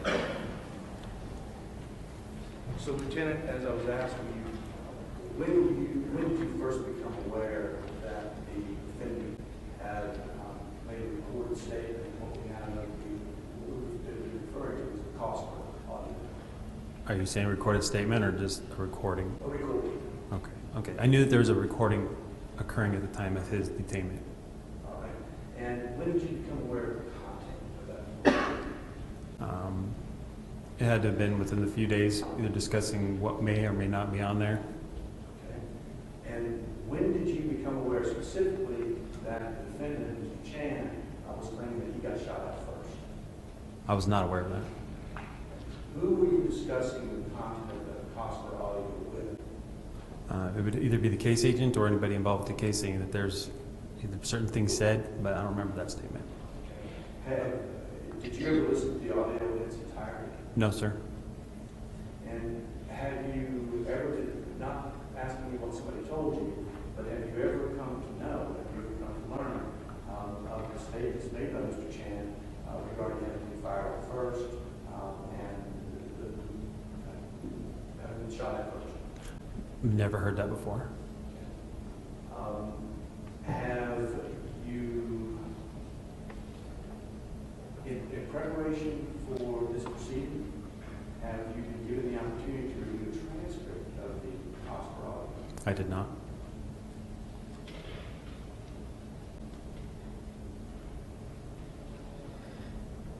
And prior to prior to this case proceeding to the grand jury, did anyone make you aware, beginning of what they said, that Mr. Chan was raised and suspected that he was acting in self-defense and he was claiming that he was acting in self-defense? Prior to the grand jury? Prior to the grand jury, the statement that I recall the best had been discussed was that he had to shoot his partner or something along those lines. He had to shoot him.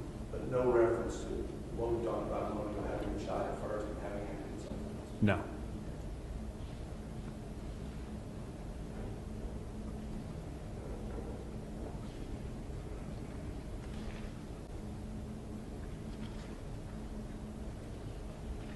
Now, just one more. Yes, go ahead, Mr. Clerk.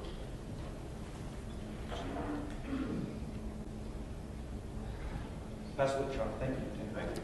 Mr. Rourke, is there any cross-examination of this witness? No, Your Honor. Does the jury have any questions of this witness?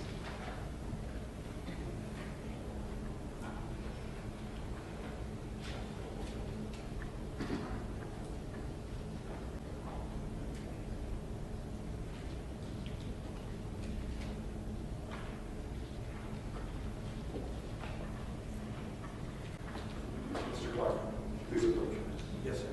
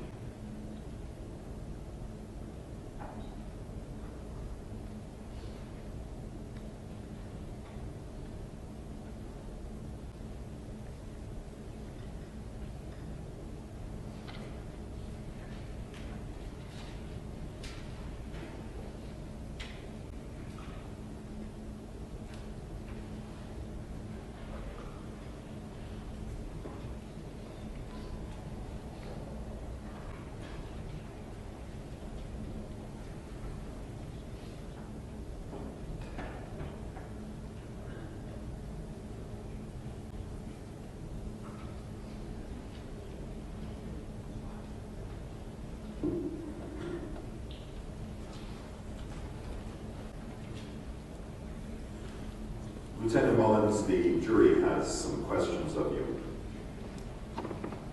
Again, will you just confirm, so I can maybe clear up an issue related to one of the questions, will you confirm that on the date of this incident, the 27th, 28th of October 2014, Ms. Pablos was a detective with the Las Cruces Police Department? Yes, she is a detective and still is a detective with the Las Cruces Police Department.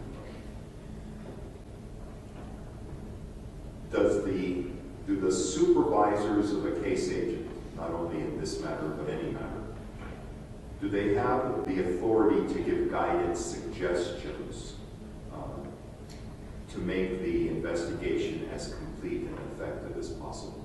They do. The supervisors do have the guidance and authority to give suggestions to make the And case. so it begs the question, you were the supervisor related to this investigation of the case agent and any of the other law enforcement officers responding to that case agent. Is that correct? Yes, sir. So another question, as a supervisor of the case agent, is there an obligation or not for, in this case, Ms. Pablos to have been passing information along to you as she learned it? I'm sorry, Your Honor. Oh, is it an opportunity to pass Was there on? an obligation Obligation? or not? Yes. there's- Is the case agent required, under your protocol, to be informing her supervisor here, in this case you, of the facts and information as the investigation unfolds or acquires? It's best practice that the detective continue to keep their supervisor up to date on the case, but as for every little thing that's occurring, it's not necessarily a practice to continue to say, I'm going to do this, I'm going to do this, I'm going to do this. I don't know if that kind of helps explain it, but an obligation of forcing someone to tell, that's the way I'm perceiving it, is forcing my detective to tell me everything about the case. Not forcing. Is the training, the protocol, the instructions, the understanding, however you want to phrase it, that the case agent should be reporting the major facts that are occurring related to the investigation to their supervisor as the events are occurring? Yes, sir, it's best practice, and I would also say they should be obligated to, in important cases like this, to let their supervisor know what's going on. Any further questions from the jury? May Lieutenant Mullins be excused. Mr. Clark? Yes. Ms. Yes. Yes, Mr. Rivers, I'm sorry. Lieutenant Mullins, thank you very much for your testimony this morning. You're free to leave at this time, and you have no further responsibilities to the trial. All right, thank you. Thank you all. All right, so let me have Ms. Garcia and Mr. Brewer, Mr. D'Antonio approach.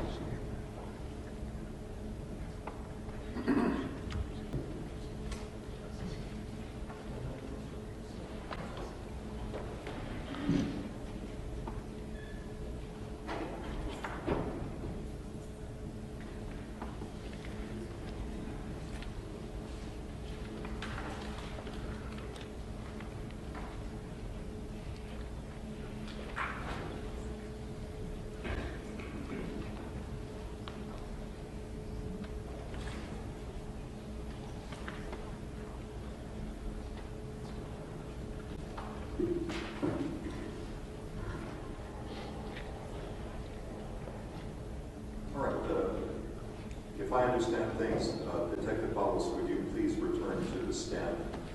The defense is calling you back as a witness.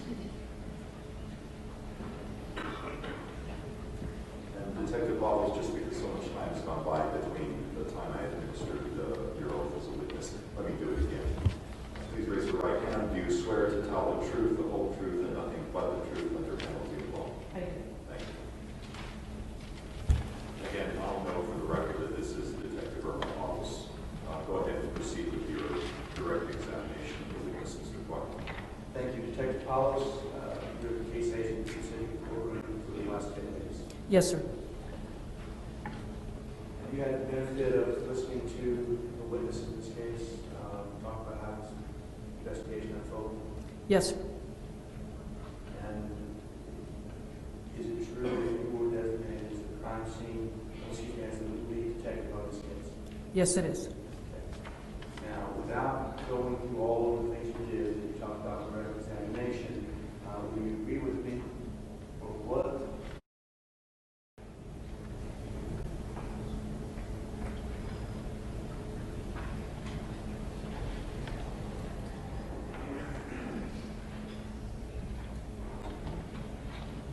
All right, Judge, we're good. Go ahead. Detective, during the course of your investigation, you gathered some audio and some videotapes, and we will provide the audio and video in this case, correct? That's correct. If I show you a brief audio clips or video clips, do you think you would be able to identify those as items that came into your possession during the course of your investigation? Yes, sir. I'm gonna.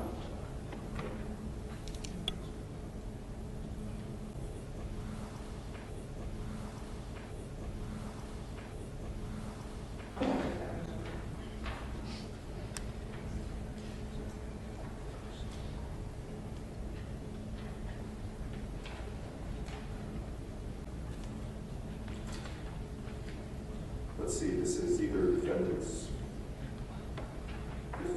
file.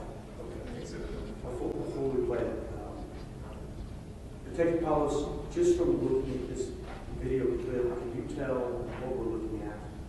Yes, this is the video of the hotel lobby of the Hotel Encanto.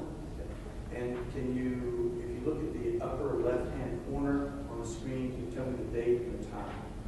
The date is 10/27 of 2014. The time is 23:48 and 24 seconds. I'm going to play it for you in a moment. I'm going to ask you to play it for you real quick and then ask you some questions. Yes, sir.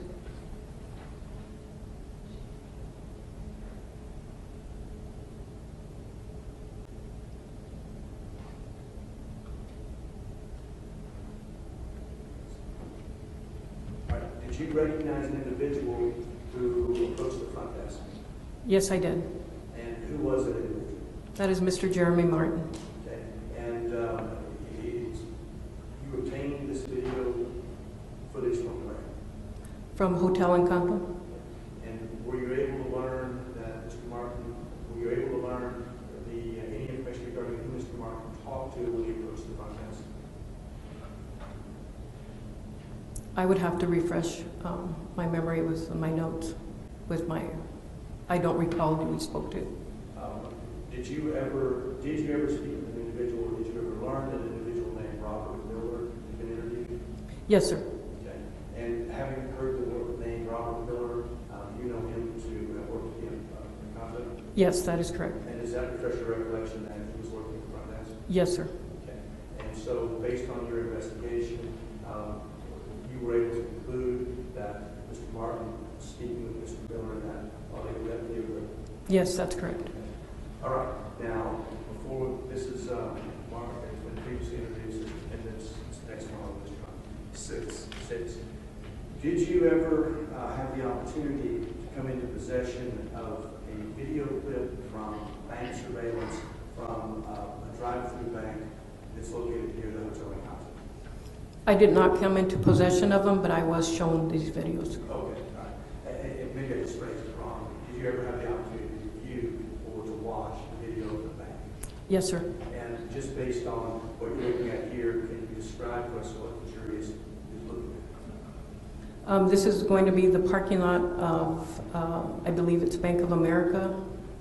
I believe in the background you can see, looks like the Sonic. Okay. And if you look at the right-hand corner, if you look down the right-hand corner, it gives us a date stamp, right?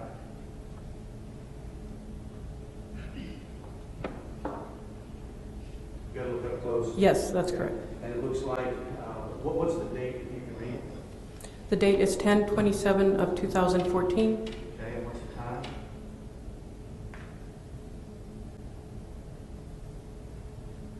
The time is really blurry, but For 2347. Right, I can see the 23, the 4, and I'm not sure what the next number is. Okay. So, yes. But you made the determination that this video had evidentiary value in this case, correct? Correct. Okay. What's the date? I'd ask the court permission to publish the jury. Yes, go ahead, proceed.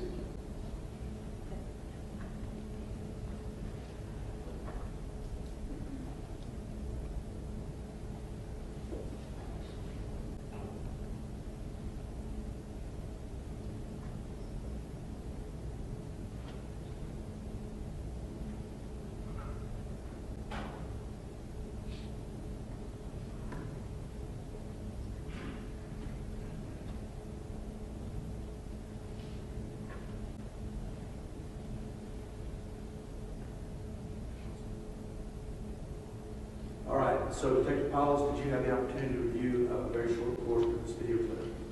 Correct. And who was the individual, or who did you learn was the individual running, depicted in the video going through the park? That is Tai Chan. And were you able to, are you able upon closer inspection of this exhibit to see the times? I believe it's 23:53. Okay. And whatever time on there is there any question in your mind that the time or the date stamp was correct or accurate when this video came into your possession? No, the time and the date is accurate. Mr. Clark, only because it was so abrupt, I just want to make sure that the jury actually had a chance to see it. Okay, play it again. And now that you know the timing of where then Mr. Chan has his picture.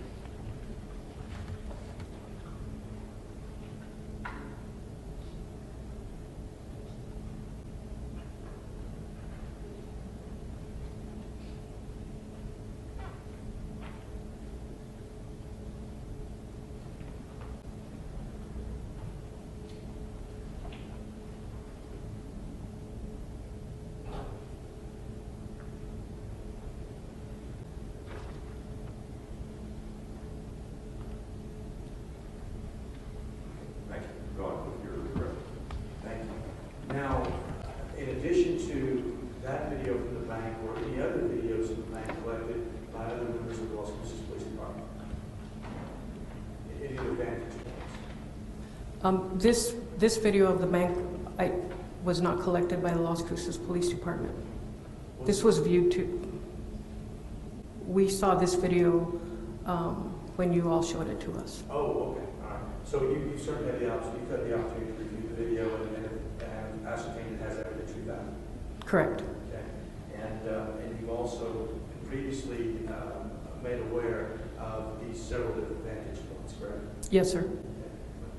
I'd like now to publish this. This is already previously admitted as defendants. 7. And we'd ask permission to publish to the jury. Go ahead and proceed. But again, you're the ones that are familiar with the video. When there is attending activity on the video, people tend to look away from it, then all of a sudden something comes in and people don't have a chance to focus. So try to let us know where in time there's going to be a change or something to be viewed on the video. Okay, so just for the jury's edification, at approximately 58 seconds, you'll see Mr. Chan across the screen, and a minute and 13 seconds, we'll be talking on the telephone. We'll be looking at.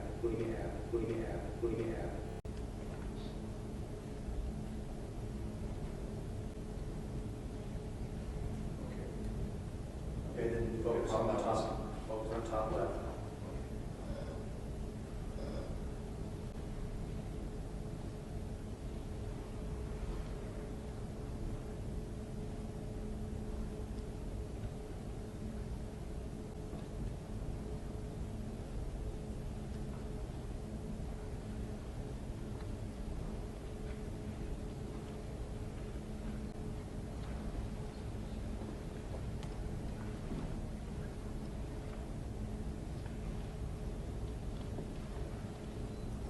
So Detective Palos, having reviewed those 2 short video clips, were you able to determine who the individual was depicted on those clips, both It is Tai Chan. And were you able to make a determination whether these two video clips were of evidence to that? Yes, they are. And it's a little bit more difficult to see the times on these, but were you able to determine that these were video clips of Mr. Chan shortly before midnight on October 27th, 2014? Yes. I have no further questions. All right, thank you. Mr. Burke, do you have any cross-examination of Detective Collins? Just a couple of questions. Yes, go ahead.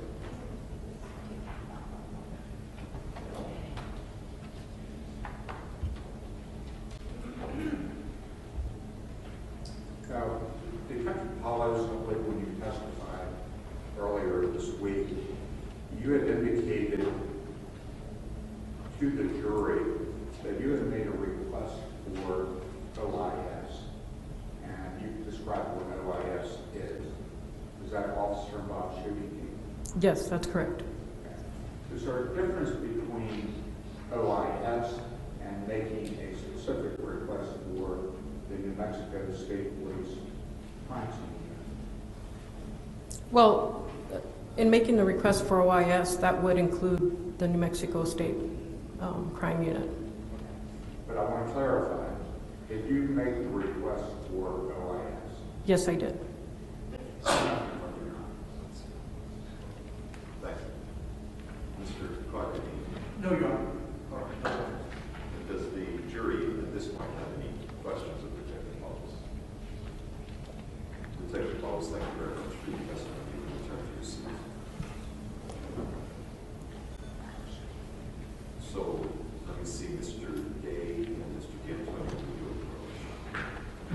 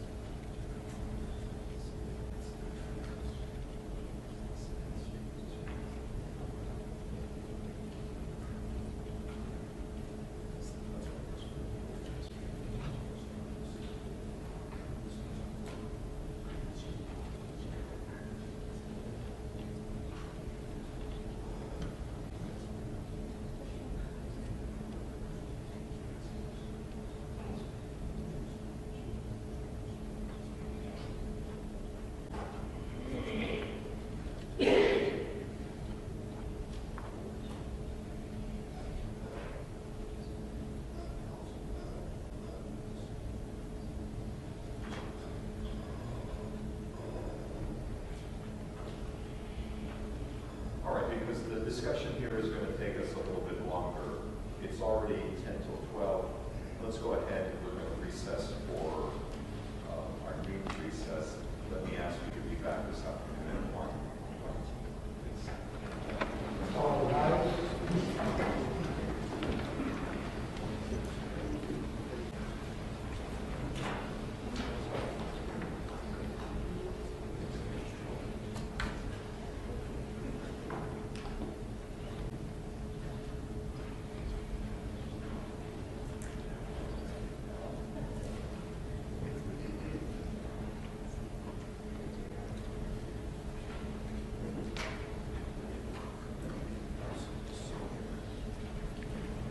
Go ahead and take your seats, or you probably will not come back on for any further testimony at this time. So if you want, you certainly can be back at 1:20 this afternoon. Thank you.